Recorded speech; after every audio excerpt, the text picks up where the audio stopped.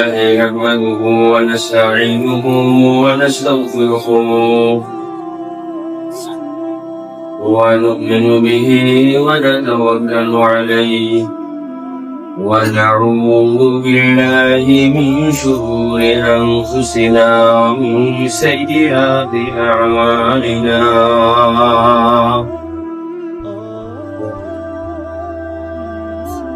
من يهد الله فلا مضل له ومن يضلله فلا هادي له وأشهد أن لا إله إلا الله وحده لا شريك له وأشهد أن سيدنا وسندنا ونبينا وشفيعنا وحبيبنا ومولانا محمدا عبده ورسوله أرسله الله تعالى بالحق بشيرا ونذيرا وداعيا إلى الله بإذنه وسراجا منيرا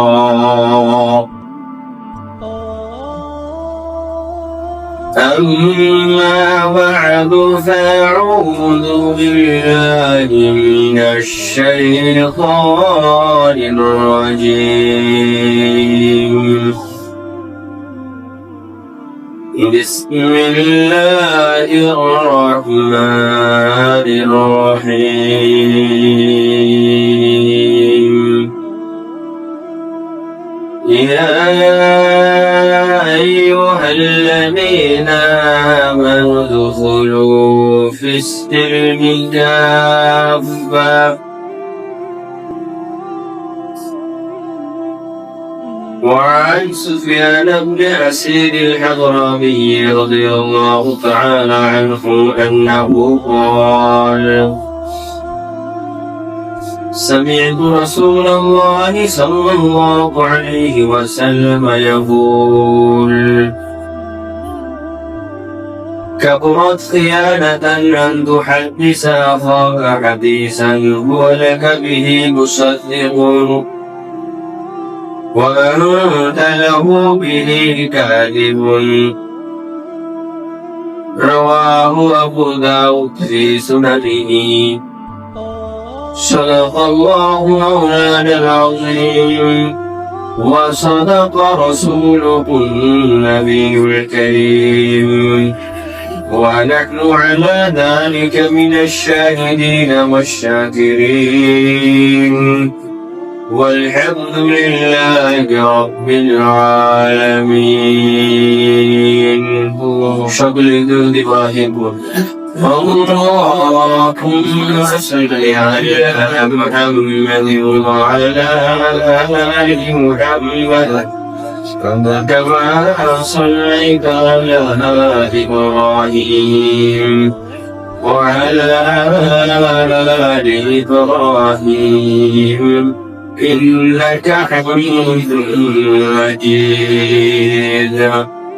اللهم بارك على محمد وعلى آل محمد كما باركت على إبراهيم وعلى آل إبراهيم إنك حميد مجيد.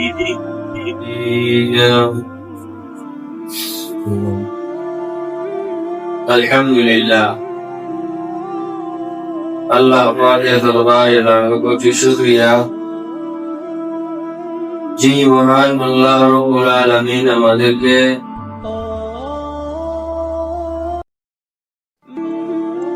মহব্বত করে মায়া করে মহল্লার হাজারো মানুষদের থেকে বাছাই করে তার কাছে করার জন্য তার ঘরে আগে আগে আসার তৌফিক দান করেছেন। এই জন্য শুকরিয়া আদায় করি।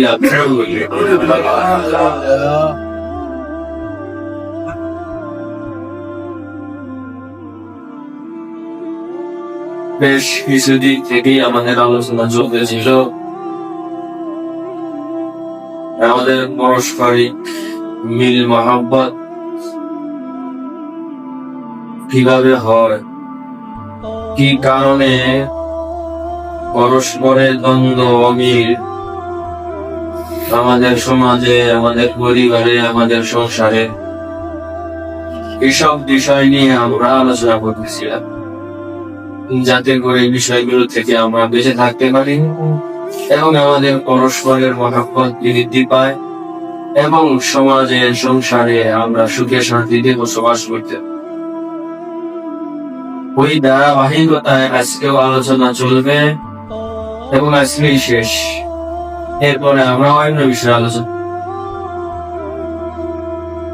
এর আগে গত জুমায় একটা বিষয় স্মরণ করিয়ে দেওয়া কথা ভুলে গিয়েছিলাম। আমরা আরবিতে বর্তমানে যে মাসের পদার্পণ করেছি, যে মাসটা চলতেছে, এই মাসটা হলো রজব মাস। আজকে রজব মাসের 13 তারিখ। রজব মাসের আজকে 13 তারিখ। এর পরের মাস হলো শাবান।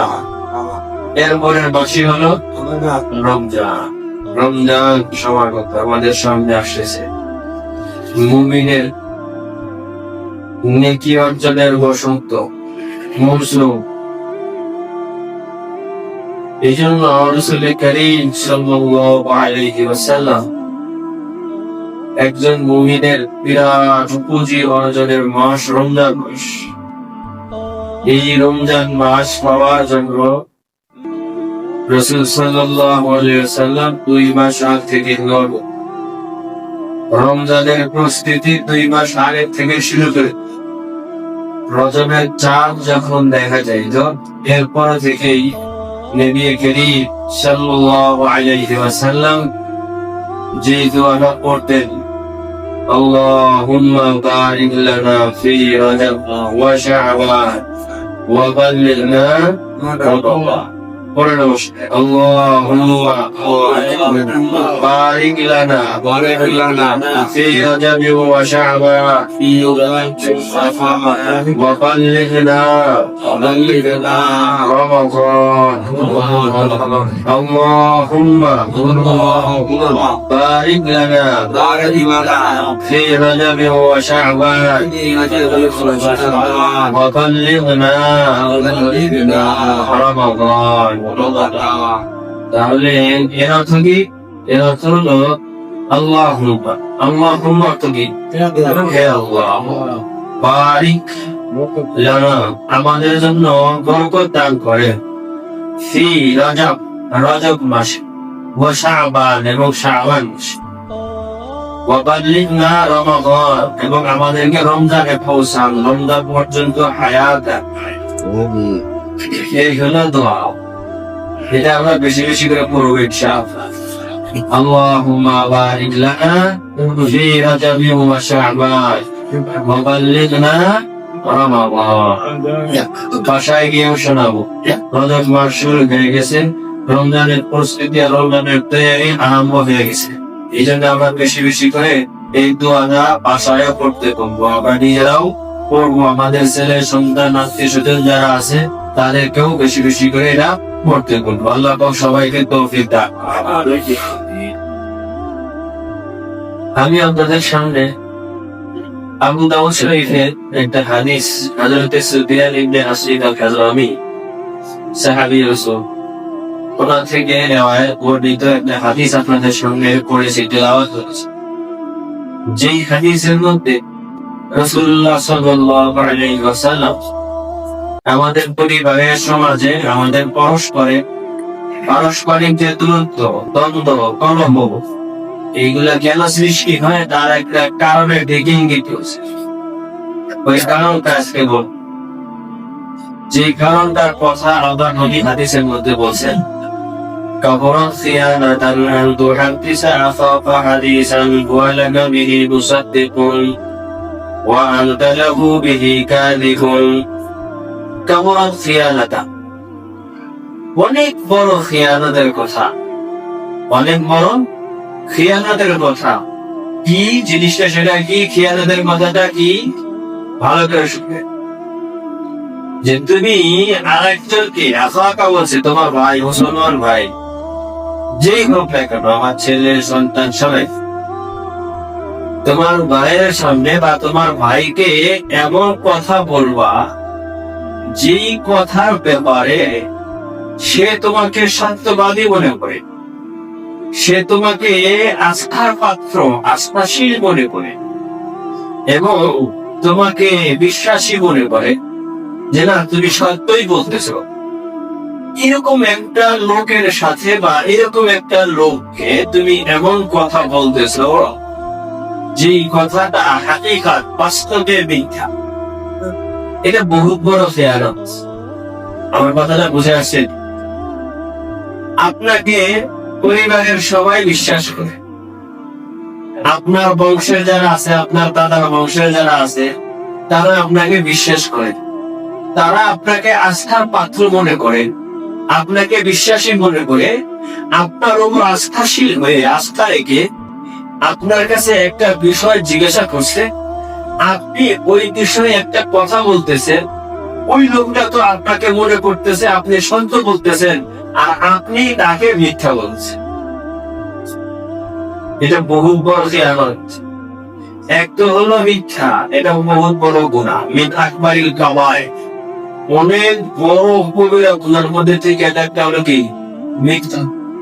মিথ্যা বলা এত বড় খারাপ, দুনিয়াতে এমন কোন ধর্ম নাই যেই ধর্মের মধ্যে মিথ্যা বলা বৈধ আছে বা তারা মিথ্যা বলার অনুমতি দিয়েছে, এমন কোন ধর্ম দুনিয়া দেবে।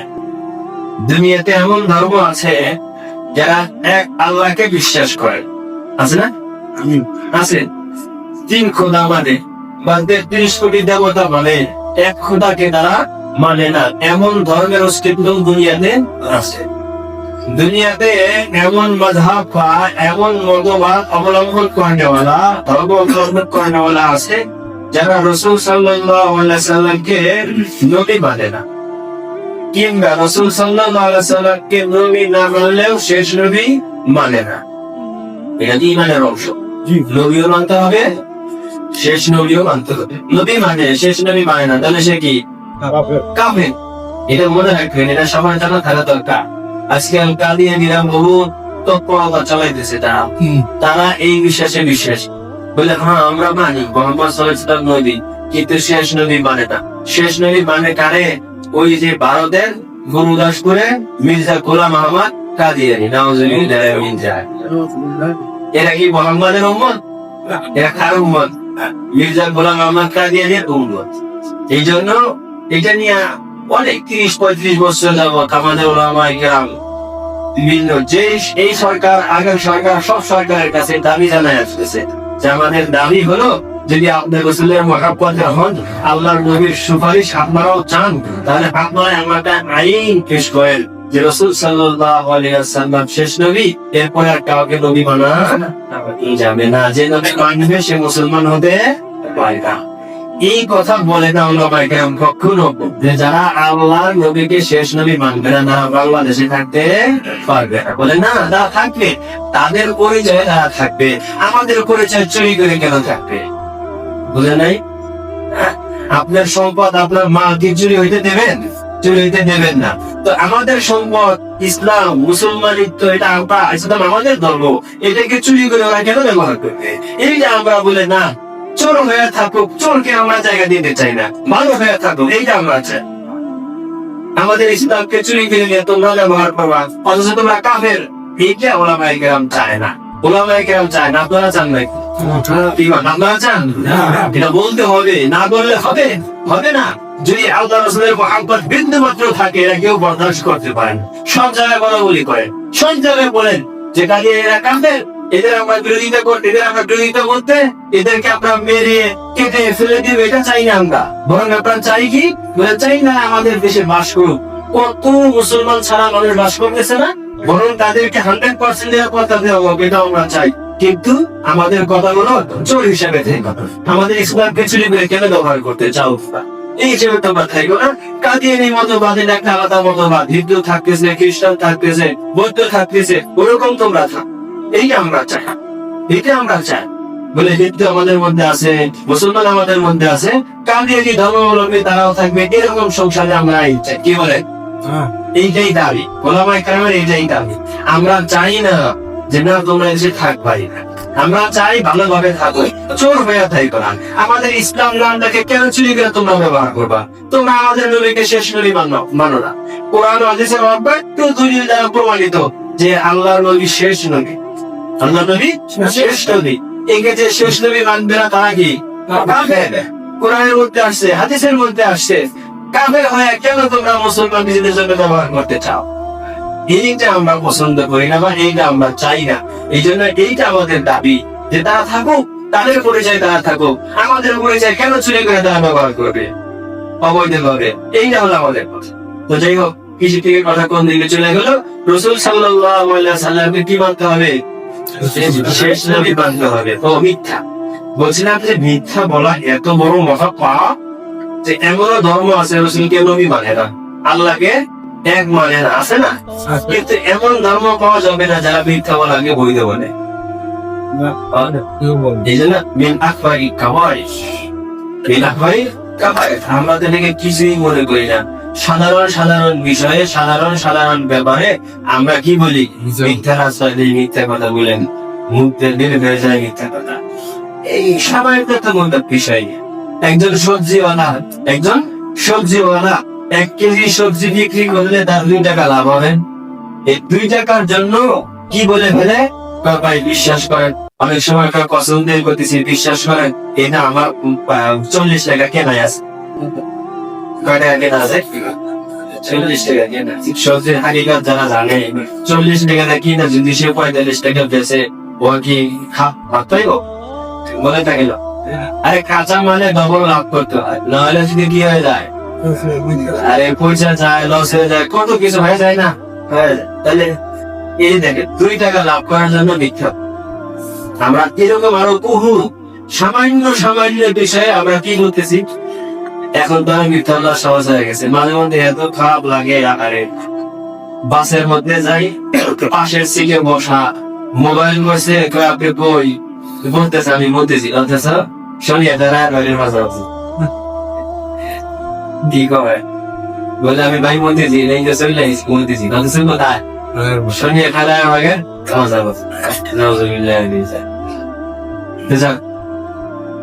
পরস্পরের যে জিনিস কলহ সৃষ্টি করে এবং মহাব্বতকে আস্তে আস্তে ডাকতে থাকে, দূরত্ব সৃষ্টি করতে থাকে, তার মধ্যে আল্লাহর হাবিব এই হাদিসের মধ্যে বলছেন যে কোন ব্যক্তি, কোন গোষ্ঠী আপনাকে তো ওরকম আস্থাশীল মনে করে, আবার দাম মনে করে, আপনার কাছে তো এই বিশ্বাস রাখে যে আপনি সত্যই বলেন, আপনি মিথ্যা বলেন না, ওরকম ব্যক্তি আপনার কাছে আসছে আর তাকে আপনি মিথ্যা হোক, আপনার পরিবারের কেউ হোক না কেন, আসছে একটা বিষয় নিয়ে আপনাকে 100 আপনাকে পুরোপুরি ভাবে আপনার কাছে, আপনি তার কাছে আস্থাশীল, কিন্তু আপনি তার কাছে এমন কথা বলতেছেন যেটা কিনা এই ধরনের কথা বললে কি হয়? আস্তে আস্তে তার মধ্যে আপনার দূরত্ব সৃষ্টি হইতে থাকবে আর কলহ বাড়তে থাকবে। আপনার আমানতদারিতাও কি হয়ে যাবে? উঠে যাবে। আপনি আর আস্থাশীল থাকতে পারবেন না। মনে রাখবেন, আল্লাহ হাকিম সাল্লাল্লাহু আলাইহি ওয়াসাল্লাম বলে গেছেন, আল মুস্তাশারু মুহতামানুন। কারো কাছে যদি কোনো বিষয়ে বুদ্ধি চাওয়া হয়, পরামর্শ চাওয়া হয়, যেই ব্যক্তিটা তাকে আস্থাশীল বলে তার কাছে পরামর্শ চাইছে, আপনাকে মনে করতে হবে আপনি মুহতামান, আমানতদার। আপনি হলে একদম আপনার কাছে কেমন যেন সে আমানত রেখেছে, যে তার থেকে আমি সত্য কথা পাবো, একটা আস্থা যেন আপনার কাছে আমানত রেখেছে। আপনি যদি সেই বিষয়ে পরামর্শ দিয়েছে, আপনার ফেলে আল্লাহ পাক যেটা ঢেলে দিয়েছে, তার জন্য যেটা সফল কাম, তার জন্য যেটা কল্যাণকর, ওই কথাটা যদি আপনি ছাপাইয়া যান, না বলেন, কাল কিয়ামতের ময়দানে আপনি খায়েন খিয়ানতকারী হিসেবে উঠবেন। এই জন্য এবং কথা কোনো সময় আপনার ছেলে হোক, আপনার ভাই হোক, আপনার সংসারের কেউ হোক, আপনাদের গোষ্ঠীর কেউ হোক, কেউ যদি আপনার উপর আস্থাশীল হয়ে আসে, আপনি বোঝেন যে সে আমার উপর আস্থাশীল, তার কাছে সত্যটা বলবেন। কারণ সে মনে করতেছে আপনি যাকে যে পরামর্শ দিচ্ছেন এটা সত্য বলছেন, কিন্তু আপনাদের মিথ্যা বলে এটাই বলছেন। এটা একটা মিথ্যা বললে মিথ্যার গুনাহ হবে। দ্বিতীয় নম্বর হলো কিসের গুনাহ হবে? খিয়ানতের গুনাহ। কিসের গুনাহ হবে? খিয়ানতের গুনাহ হবে। মিথ্যা বড় মহাপাপ এবং খিয়ানত জঘন্যতম পাপ। কিন্তু আজকে আমাদের সমাজের দিকে তাকা, আমরা তো খালি বলি মুসলমান, আমরা মুসলমানের জন্য এই হয় না কেন, এই হয় না কেন, এই হয় না কেন, কিন্তু মুসলমানিত্ব কতটুকু আমাদের মধ্যে আছে? মুসলিমী আদর্শ, ইসলামী আদর্শ, মুসলমানের আদর্শ কতটুকু আমাদের মধ্যে আছে? আজকে ইসলাম এটাকে শুধু আজকে বেশির অনেকেই আমরা তো শুধু নামাজের মধ্যে মনে করতেছি ইসলাম, হজের মধ্যে মনে করতেছি ইসলাম। আমাদের সব কিছুতে ইসলাম মানতে হবে, তাহলে শান্তির ফয়সালা হবে। তাহলে কি হবে? শান্তির ফয়সালা হবে। আর যদি কি করি, আর যদি শুধু আমরা মসজিদের ভিতরে ইসলামকে সীমাবদ্ধ রাখি, আমাদের জন্য শান্তির ফয়সালা হবে না। আজকে ইসলামের আগে যত ধর্ম ছিল সব ধর্মগুলা এরকম হয়ে গেছে, জাদুঘরের মতো হয়ে গেছে। বছরের 2-1 যায় গির্জার মধ্যে, বছরের 2-1 গিয়া বাস একটু কি করে আসে, ওখানে কিছু করে আসে, আর সে সারা দিন সারা জীবন চলে, আর কোন ধর্মের বালাই নাই, কোনো কিছুই মনে করে না। আজকে বিভিন্ন ভাবে ইহুদি খ্রিস্টান তারা দেখতেছে যে আমাদের নাসারা ধর্ম, আমাদের ইহুদি ধর্ম এরকম ভাবে কি হয়ে গেছে বলে, জাদুর মানে একটা কি হয়ে গেছে বলে, মেলার গোষ্ঠীর মতো হয়ে তো জাদুঘরের মধ্যে আবদ্ধ হয়ে গেছে। এটা তো আমরা কোনো জায়গায় মানি না, কোনো জায়গায় ফিট করি না। ইসলাম ধর্মের মুসলমানরা তো তারা এটাকে জাদুঘরে নিয়ে রাখে নাই, শুধু মসজিদের মধ্যে আবদ্ধ করে নাই, শুধু এরকম মাদ্রাসার মধ্যে আবদ্ধ করে নাই, তারা সব পারিবারিক জীবনে কাটাইতে চায়, সব জীবনে কাটাইতে চায়। এই জন্য বিভিন্ন ভাবে কিন্তু আমাদেরকে ধোঁকা দিতে চাইবে, তারা বলতে চাইবে আমাদেরটা যেরকম ভাবে জাদুঘরে ঢুকছে, তোমাদের ইসলাম যেরকম জাদুঘরে ঢুকে। এই জন্য যদি রাষ্ট্রীয় পর্যায়ে ইসলামের কথা বলা হয়, সামাজিক পর্যায়ে ইসলামের কথা বলা হয়, তাহলে হয়তো ব্রেনের মধ্যে আপনাকে কেউ জানতে পারে, আরে ইসলামের মধ্যে রাজনীতি নিয়ে আসছে কেন, ইসলামের মধ্যে এটা নিয়ে আসছে কেন, ইসলামের মধ্যে এটা নিয়ে আসছে কেন। মনে রাখবেন এটা ওই ষড়যন্ত্র, ওই চাল। আর ইসলাম তো সব জায়গায় থাকবে, মসজিদে থাকবে, দোকানে থাকবে, বাজারে থাকবে, গাড়িতে থাকবে, হাটে থাকবে, এরকম মন্ত্রণালয়ে থাকবে, সংসদে থাকবে, সব জায়গায় থাকার জন্য ইসলাম এসেছে। সব জায়গায় থাকবে। পারি না, আমাদের দুর্বলতা, করতে হবে। যার যেভাবে সামর্থ্য আছে, চেষ্টা না করলে আল্লাহর কাছে জবাব দিতে হবে, পাকড়াও হবে। এটা মানতে হবে, বিশ্বাস কর। কিন্তু যদি আমি এই বিশ্বাস রাখি যে শুধু মসজিদের মধ্যে হয়তো জায়গায় কি নাই, ইসলাম নাই, নাউজুবিল্লাহ মিন যালিক, তাহলে তো আমার ভিতরে ঈমান আছে কিনা এই সন্দেহ চলে আসে। এই সন্দেহ চলে আসে। চেষ্টা করতে হবে, পারতেছি না, আমাদের কমতির কারণে পারতেছি না। আমরা না জানি আল্লাহ পাক মাফ করবেন কিনা জানি না। আমি আমার কথা বলতেছি, আল্লাহ পাক মাফ করবেন কিনা জানি না। যদি পাকড়াও হয়ে বসে, কতটুকু চেষ্টা করছি সমাজে ইসলাম প্রতিষ্ঠা করার জন্য, কতটুকু চেষ্টা করছি রাষ্ট্রে ইসলাম প্রতিষ্ঠা করার জন্য, কতটুকু চেষ্টা করছি আমার দোকানে, আমার ব্যবসায় ইসলামকে প্রতিষ্ঠা করার জন্য। যদি আল্লাহ পাক প্রশ্ন করে বসে, এই জন্য ইস্তেগফার করা যায়, আর নিজের স্বার্থ মোতাবেক চেষ্টা করা যায়, নিজের মধ্যে, নিজের পরিবারের মধ্যে, নিজের ব্যবসায়িক প্রতিষ্ঠানের মধ্যে, নিজে যে পর্যায়ে আছে ওই পর্যায়ে পুরা কোরআন সুন্নাহর বিধানকে এরকম বলবৎ করা, নাফেজ করা, প্রতিষ্ঠিত করা, এটা সবাই আমাদের দায়িত্ব। এই জন্য আমি যে কথা কোন দিনে চলে গেছি, কি কথা বলতেছিলাম, যে দেখেন আমি আজকে যে কথাটা বলতেছি, আমরা কোথায় আছি, আমরা কোথায় আছি? সরাসরি গুনাহের কাজ করতেছি আর মনে করতেছি ভালো করতেছি। এই যে বললাম, বাংলাদেশ সরকার আইন করেছে, বিভিন্ন কোম্পানি এবং বিভিন্ন প্রাইভেট যেগুলো আছে তারা এরকম আইন, সেখানেও আইন আছে কি আপনি এরকম মানে বিভিন্ন জায়গা আছে, যেমন মনে করেন যারা সরকারি চাকরি করি আমরা বা বিভিন্ন কোম্পানিতে চাকরি করি আমরা, ওইখানে একটা আইন আছে যে আপনি যদি অসুস্থ থাকেন, তাহলে এই অসুস্থতার প্রমাণ আপনাকে একটা গ্রাজুয়েট যে ডাক্তার আছে, ওই ডাক্তারের থেকে একটা যদি আপনার সন্তান পত্র নেন, তাহলে আপনি অসুস্থ ছিলেন এটা প্রমাণিত হবে। এর অর্থ কি? এর অর্থ হলো বাংলাদেশ সরকার আস্থা রেখেছে ওই অফিসারের উপরে, যে না সে পড়ালেখা করেছে, একটু বিজ্ঞান বুদ্ধি অর্জন করেছে, এই জন্য বাংলাদেশ সরকার এবং বাংলাদেশের জনগণ তার উপর আস্থা রেখেছে। সে যখন সার্টিফিকেট করবে, সে সত্য সার্টিফিকেট করবে। এখন কেউ গেল তার কাছে, যাওয়ার পরে সে বললো যে ভাই আমি তো 3 দিন উপস্থিত হইতে পারি নাই, আমার একটা সার্টিফিকেটের দরকার। সে সার্টিফিকেট দিয়ে দিল। 3 দিন সে কি ছিল? অসুস্থ ছিল। আর এই সার্টিফিকেট সে শো করার পরে এই সার্টিফিকেট কি করলো? মাইনে নিল। মাইনে নেওয়ার কারণে কি হইলো? ওই ডাক্তার 2টা কাজ করলো। একটা মিথ্যা বললো, দ্বিতীয় হলো খেয়ানত। কিসের খেয়ানত বললো? বলে সরকার তো মনে করতেছে যে আমার দেশের ওই শিক্ষিত লোকটা মিথ্যা বলবে না, সত্যই বলবে, এই আশা করছে। কিন্তু সরকারের সামনে তুমি পেশ করতেছো, সরকার মনে করতেছে সত্য, আর তুমি পেশ করতেছো বাস্তবে মিথ্যা। বাস্তবে কি? বলে ওই ডাক্তার ওই কি করবো? ওই বড় অফিসার যে সত্যার করলো, একটা খেয়ানতের গুনাহ করলো, আর একটা হলো মিথ্যার গুনাহ। আর আমি যে নিলাম ওই 3 দিনের বেতন, 3 দিনের যে ছুটি, এটা যে 3 দিনের আমার বেতন আসবে, তাহলে এই 3 দিনের বেতন আমার সারা জীবনের কষ্টের কামাইয়ের মধ্যে এই 3 দিনের বেতনের হারাম পরিমাণ আমার বেতনের মধ্যে ঢুকে বলেন নাই 3 দিনের কয় টাকা ঢুকতো। এই জন্য ইসলাম যদি মেনে চলে, তাহলে কোন জায়গায় ফাঁকি পাইবে। কোম্পানির মালিকও কি পাবে না? ফাঁকি পাবে না। বাংলাদেশ সরকারও কোনো বিষয়ে কোনো জায়গায় চলবে না, ফাঁকি চলবে না। কেউ যদি এরকমভাবে ইসলাম নিজের থেকে নিজের অন্তরের ভিতরে গেতে, আপনি চাইবেন। আজকাল তো অভাব নাই। ওই যে কি কয় না জানাম, আমি কিছু কাজের জন্য গেছিলাম, দৈনিক বাংলা মোড় না কি কয়, ওইখানে অফিসারের অভাব নাই। প্রত্যেকটা দোকানে কয়েকশো অফিসার, বলতেছিলাম আল্লাহ, এই যে আমাদের দেশের সরকার আইন করছে, কত সুন্দর আইন করছে। একজন আস্থাশীল লোকের তুমি প্রমাণ নিয়ে আসবা, তাহলে বিশ্বাস হবে। কিন্তু কই আস্থাশীল লোক এখন কি হয়ে গেছে? তুই বলতেছিলাম যে ইসলাম আমরা কতটুকু মান। আজকে দেখেন প্রত্যেকটা সেক্টরে এই অবস্থা হয়ে গেছে। সরকারের চাকরির জন্য আপনার একটা চারিত্রিক সনদপত্র, প্রত্যয়নপত্র লাগবে। সরকার কত সুন্দর আইন করছে যে আমার বিশ্বস্ত লোকদের থেকে একজন সাবধান করে দিবে যে এই লোকটা রাষ্ট্রদ্রোহী না, এই লোকটা খারাপ কোনো কাজ করে না, রাষ্ট্রবিরোধী কোনো কাজ করে না, এরকম সাবধান করে দিবে। কিন্তু আজকে জীবনে আপনার চেহারা দেখে নাই। সে লেখা নিচ্ছে, কে লেখা দেয়? বলে 5 বছর যাবত আমার পরিচিত, আমি তাকে চিনি, এরকম দিয়ে সার্টিফিকেট দিয়ে নিচে কি করতেছে? সিল করে দিচ্ছে। কি কর বর্তমানে হইতেছে নাকি? হয় না? এটা হইতেছে তো নাই। এই যে দেখ, সরকার তো এই অফিসারের উপরে আস্থা রেখেছিল, জনগণের পক্ষ থেকে জনগণের প্রতিনিধি সরকার আস্থা রেখেছিল যে এই লোক যাকে চারিত্রিক সার্টিফিকেট দিবে সে ভালো হবে, সে সরকার বিরোধী কোনো কিছু করবে না, সে এরকম দেশ বিরোধী কোনো কিছু করবে না, এরকম আস্থাশীল ব্যক্তি হবে। কিন্তু কি করলো? সে সরকারকে ধোঁকা দিল। কোনদিনও চেনে না, লিখে দিল 5 বছরের পরিচয়, তাকে আমি জানি, তাকে আমি চিনি, এই সব কিছু লিখে দিল।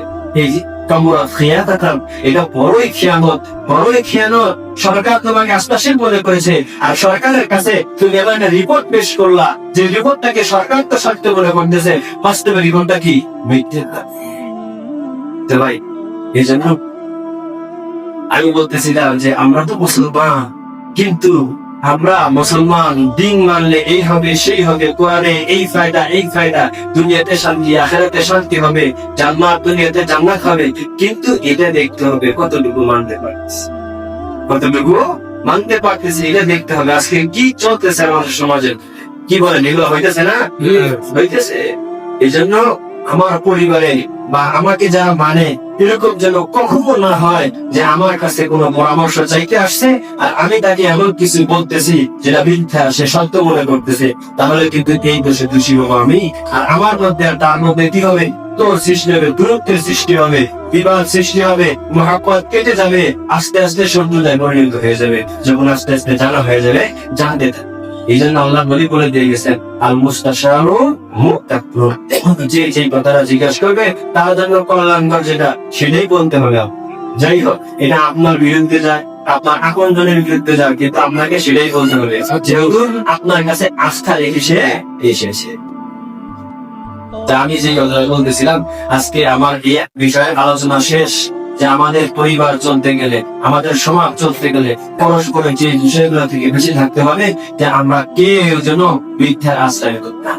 বিশেষ করে যে আস্থাশীল, পরিবারের যে আস্থাশীল, সমাজের যে আস্থাশীল, বা একটা বাড়ির যে আস্থাশীল, যার উপরে আস্থা রাখে মানুষ, তাদের কোনোদিনও এমন কোনো কথা কাউকে বলা যাবে না যে আপনার কাছে বিশ্বাস করে এসেছে তাকে এরকম একটা কথা বললেন যেটা বাস্তবের উল্টা, বাস্তবের মোতাবেক না, মিথ্যা, শতকরা এ ধরনের কথা যদি বলতে থাকে, এরকম বলতে থাকলে কি হয়ে যাবে ভাই, বলে আমাদের মধ্যে এক অলওয়া সৃষ্টি হবে, দূরত্ব সৃষ্টি হবে, যে মহাব্বত ছিল আরো কি হয়ে যাবে পরশুতে। অনেকদিন আলোচনা হয়েছে, অনেক গুণের কথা বলা হয়েছে। এই গুণগুলো সমাজ নম্রতা অবলম্বন করতে হবে, ঈর্ষা, অন্যকে আদর দেওয়া, এই গুণ থাকতে হবে। অন্যের জীবন করা যাবে না, অন্যের পরনিন্দা, অন্যের পরবচনে তার দোষ, এগুলা বয়ান করা যাবে না। কেউ আমার থেকে কষ্ট পায় কিনা এটার ব্যাপারে খেয়াল রাখতে হবে। আরো অনেক বিষয় বলা হয়েছে। এখন আমাদের বিষয় হলো যে সামনে আমাদের বাড়তে হবে। আজকে আমরা কোন করি যে এই যে আমরা অনেক দিন যাবত জুমার মধ্যে বিষয়গুলো শুনতেছিলাম, ইনশাআল্লাহ ইনশাআল্লাহ এই গুণগুলো নিজের মধ্যে এনে নিজের ইসলাহ করবো ইনশাআল্লাহ। করবো তো ইনশাআল্লাহ। যদি সামনে ভবিষ্যতে চলার চেষ্টা করি, ভবিষ্যতে চলি ইনশাআল্লাহ ইনশাআল্লাহ আমাদের জীবন সুন্দর হবে, আমাদের সংসার সুন্দর হবে, আমাদের পরিবার সুন্দর হবে। আল্লাহ পাক সবাইকে তৌফিক দান।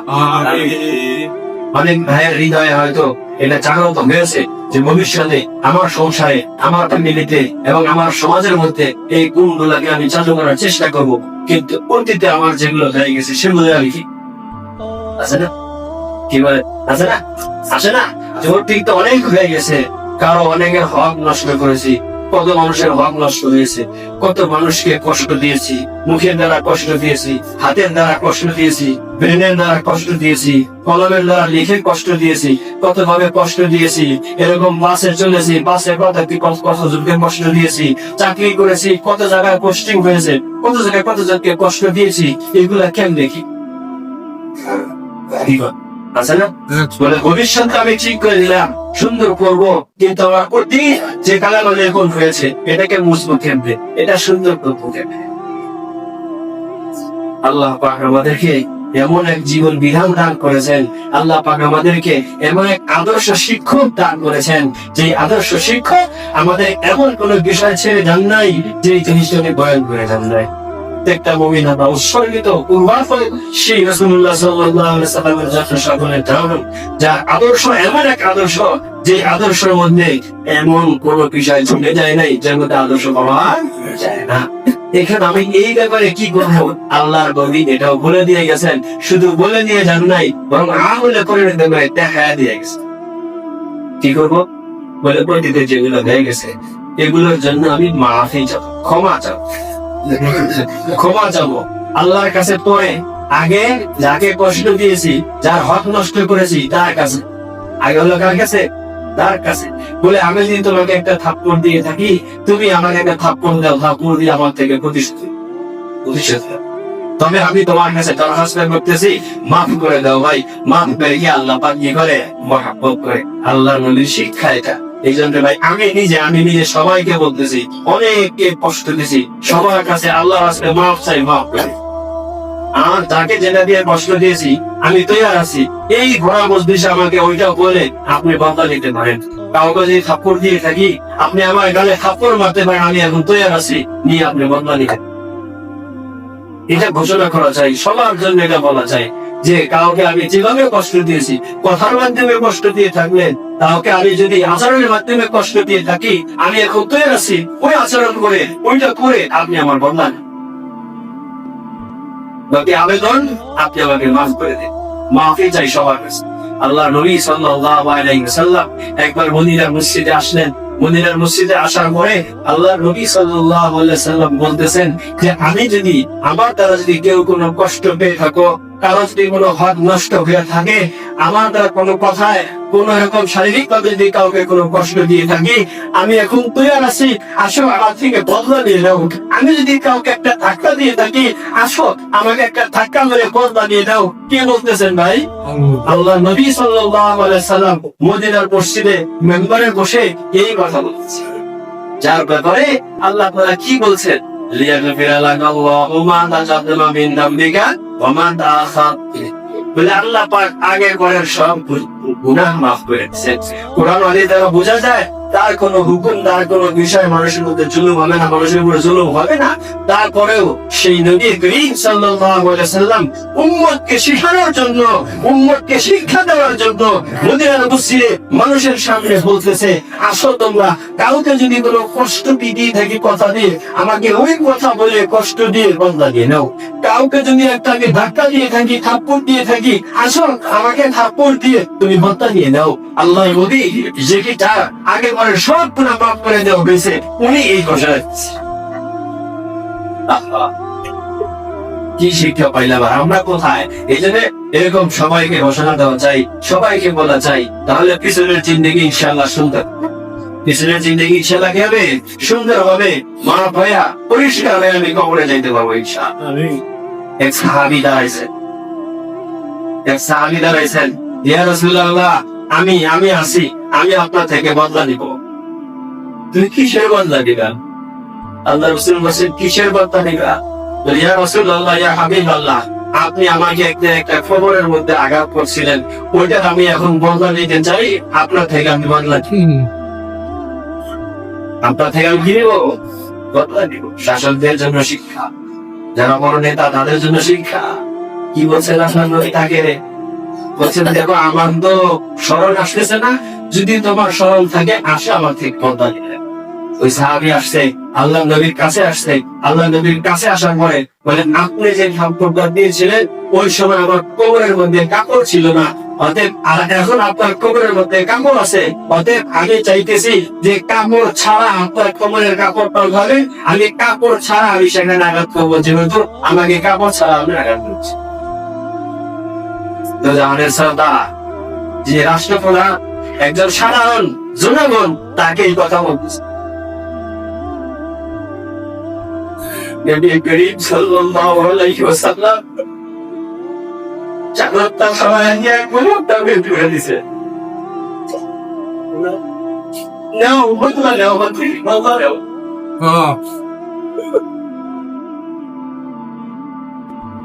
চাদরটা সরায় দিয়ে কোমরটা বের করে দেওয়ার পরে ওই সাহাবী যখন মাহরে নবুয়ত দেখছেন, ওই সাহাবী মাহরে নবুয়তের মধ্যে চুমা মেরেছে।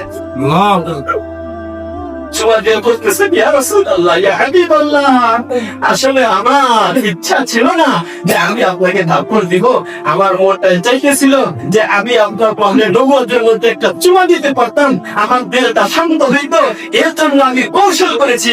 ইয়া রাসূলুল্লাহ, ইয়া হাবিবাল্লাহ, আমি কৌশল করে আপনার মাহরে নবুয়তের মধ্যে আমি চুমা দিয়েছি। বলার উদ্দেশ্য এইটা, আল্লাহর নবী ঘোষণা করে দিয়েছেন। আল্লাহ নবী কি করে দিয়েছেন? ঘোষণা করে দিয়েছেন। আমরা যাদের উত্তরসূরি উলামায়ে দেওবন্দ তাদের এরকম ইতিহাস আছে। হযরত থানভী রাহমাতুল্লাহি আলাইহি একটা রিসালা লিখছেন, রিসালা লেখা তার সংশ্লিষ্ট সবার কাছে এরকম ভাবে পাঠিয়ে দিয়েছেন যে যার হক আছে চাও আমি দিয়ে দিব, এবং যাকে কষ্ট দিয়েছি, যাকে যেভাবে কষ্ট দিয়েছি আমার থেকে বদলা নিয়ে নিতে পারো, নিয়ে নাও, তবে আমি তোমাদেরকে বলবো মাফ করে দাও আমাকে, মাফ করে দাও আমাকে, মাফ করে দাও আমাকে। উনি আরেকটা হাদিস শুনেছে, আল্লাহ নবী সাল্লাল্লাহু আলাইহি ওয়াসাল্লাম এক জায়গায় বলছেন, এক মুসলমান যদি আরেক মুসলমানের কাছে মাফি চায়, মাফ চাইলে ওই মুসলমান যদি আরেক মুসলমানকে মাফ না করে, তাহলে সেই জন্য কাল কিয়ামতের ময়দানে আল্লাহ থেকে মাফ পাওয়ার আশা না রাখে। বুঝলেন নাই? এই জন্য কেউ মাফ চাইলে সাথে সাথে কি করে দেওয়া চাই? মাফ করে দেওয়া চাই। তাহলে কে মাফ করে দিবে? আল্লাহ মাফ করে দিবে। আর আল্লাহ নবী বলছেন, মাফ না করলে সে যেন কাল কিয়ামতের ময়দানে মাফ করার আশা না রাখে। যাদেরকে জানি, যাদেরকে চিনি, এদের কাছে বলবো, যারা দুনিয়া ছেড়ে চলে গেছে এদেরকে জানি না, চিনি না, এদেরকে কেমনে বলবো? বলে এদের জন্য সূরাত আছে। আল্লাহ নবী সাল্লাল্লাহু আলাইহি ওয়াসাল্লাম হাদিসের মধ্যে বলছেন যে, আল্লাহ নবী কি বলছেন হাদিসের মধ্যে? যে আল্লাহ নবী বলছেন, আইকুমা রাজুলিন আযাইতুহু ওয়া দালাতুহু, বলে আমি, হে আল্লাহ, আমি যে কোনো মুমিনকে একটু কষ্ট দিয়েছি, তাকে একটু কিছু বলেছি, লানত করেছি, তাহলে তুমি কি করো? বলে আমার ওই কষ্টটাকে, আমার ওই লানতটাকে এরকম তার জন্য এরকম রহমতের জরিয়া বানায়। তার জন্য এবং নিজে পবিত্র হওয়ার জড়িয়া বানায় দাও। তার জন্য এরকম ভাবে তোমার কুরবান, তোমার নৈকট্য হাসিল করার জড়িয়া বানায়। এই জন্য অনেক জায়গায় গিয়েছি, সেখানে আচরণের দ্বারা কিছু মানুষ কষ্ট পেয়েছে, তাদেরকে এখন চিনিও না, জানাও নয়, শোনাও নয়, এখানে জানাও যাওয়াও কিনা সম্ভব না বলে তাদের কি করবো বলে তাদের জন্য এরকম দোয়া করবো। আল্লাহ, যত যাকে আমি কষ্ট দিয়েছি, যাকে যেভাবে আমি কষ্ট দিয়েছি, যার কোনো হক আমি নষ্ট করেছি, আল্লাহ তার এই কষ্ট দেওয়াকে তার জন্য রহমতের উসিলা বানায়, রহমতের জরিয়া বানায় দাও, তাকে পবিত্র করার জরিয়া বানা দাও। এরকম করে তার জন্য দোয়া করব, আর তার জন্য ইসালের সওয়াব করবো। ইসালের সব শুধু মৃত্যু দেন না, ইসালের সব মানে সওয়াব পৌঁছাবে, এটা কার জন্য হইতে, যারা জীবিত আছে তাদের জন্য হইতে পারে। কাউকে আপনি কষ্ট দিয়েছেন কোনো কথা না, তার দ্বারা আপনি দোয়া করেন, তার জন্য আপনি দোয়া করেন, আমল করে তারা সব পৌঁছে নেন, সে সব পাবে। এর দ্বারা তার দিলটা নরম হবে। আল্লাহর কাছে বলেন, আল্লাহ তার দিলের অবস্থাটাকে নরম করে দাও, সেই জন্য আমাকে মাফ করে। এটা হলো সূরা, এটা হলো যাদেরকে পাওয়া যাবে না তাদের থেকে মাহফিল সূরা যদি এটা করা হয়, তাদের জন্য দান সদকা করা হয়, তাদের জন্য দোয়া করা হয়, তাহলে কাল কিয়ামতের ময়দানে যখন তাদের আমল দেখবে, বলে এই যে আমাকে অমুকে গালি দিয়েছিল, তার বদলায় এত এত সওয়াব, এত রহমত, এত কিছু হয়েছে, আল্লাহর কাছে এত কুরবত অর্জন হয়েছে, সে আমার জন্য এত ইসালে সওয়াব করছে, এটা দেখে সে সন্তুষ্ট হয়ে আপনাকে মাফ করে দেবে। এই জন্য ভাই আমার মাফ চাওয়া, ওই যে আমরা বলি না কোন জায়গায় চাইতে হলে, এটা একটা ভালো অভ্যাস আমাদের সমাজে আছে, ভাই মাফ সাফ করে দিয়ে, মাফ করে দিয়ে, এটা একটা সুন্দর জিনিস, এটা বলা চাই, দিল থেকে বলা চাই, আরো ভালো করে বলা চাই। যেখানে যাব, দূরের সফরে যাব, কোথায় যাব, কোথায় গেছি বা যেখানে চলছি, সব জায়গায় গিয়ে এরকম মাফি চাওয়া চাই। যা হয়ে গেছে এরকম প্রতিদিন সব মাফ করে দিবেন। আর তাদেরকে জানবো না, তাদের জন্য দোয়া করবো, তাদের জন্য এরকম ভাবে খুব করে দোয়া করবো। আল্লাহ তুমি যেরকম শিখিয়ে দিয়ে গেছেন, দোয়া করছেন, তাহলে আশা করি এটা মাফ হয়ে যাবে ইনশাআল্লাহ। আর ভবিষ্যৎ জীবনের জন্য এগুলোকে আমরা বাস্তবায়ন করার চেষ্টা করবো ইনশাআল্লাহ। ইনশাআল্লাহ তাহলে আমাদের ইসলাম সহজ হবে, সুখ এবং সুখের জীবন আমরা পাবো, পরিবার আমরা পাবো, সমাজ আমরা পাবো, দেশ আমরা পাবো। আল্লাহ রাব্বুল আলামিন আমাদের সবাইকে তৌফিক দান করেন। ওয়া আখিরু দাওয়ানা আলহামদুলিল্লাহি রাব্বিল আলামিন।